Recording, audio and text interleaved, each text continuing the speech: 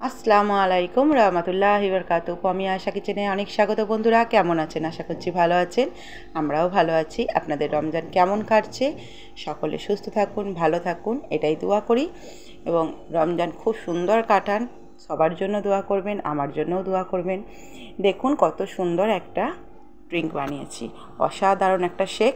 বানিয়ে দেখবেন এইভাবে, যেভাবে আমি বানাচ্ছি। আমি দুটো কলা নিয়েছি, আপনারা যদি কাঁঠালি কলা পান অতি অবশ্যই নিতে পারেন। বাদাম নিয়েছি, আমন্ড, কাজু নিয়েছি, গুড় নিয়েছি, এটা ছোলা নিয়েছি, ছোলা ভাজা বেছে নিয়েছি সুন্দরভাবে। আমি হাফ বাটি নিয়েছি ছোলা, দুধ নিয়েছি, দুধটাকে ফুটিয়ে ঠান্ডা করে নিয়েছি আমি। এবার আমি শুকনো একদম এই ছোলাগুলোকে পিষে নেবো মিক্সারে। মিহি করে দেখুন পিষে নিচ্ছি, দেখুন পেশা হয়ে গেল। এই ড্রিঙ্কটা ছোট বড় সকলেই খেতে পারে, খুবই হেলদি হয়। আরও কিছু জিনিস আমি অ্যাড করব। দেখুন এই গ্লাসটা নিয়েছি, এই গ্লাসের পরিমাণে আমি 4 গ্লাস দুধ নেব।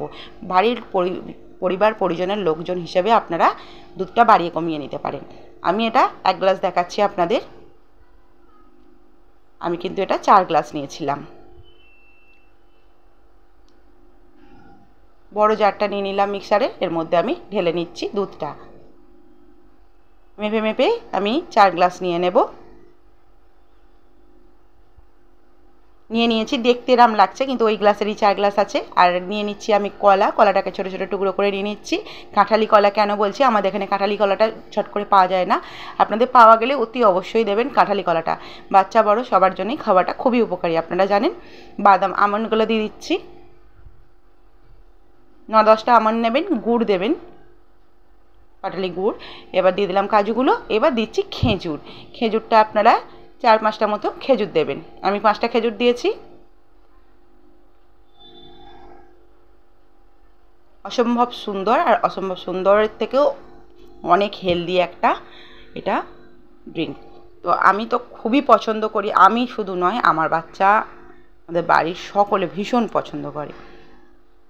এবার আমি দিয়ে দিচ্ছি ছোলার যে মিক্সারটা, সেটা দিয়ে দিলাম। দেখুন আমি 4টে খেজুর দিয়েছিলাম, আবার একটা খেজুর দিয়ে দিলাম, মোট 5টা খেজুর দিয়েছি 4 গ্লাসে। এবার খুব ভালোভাবে মিহি করে পিষে নেব।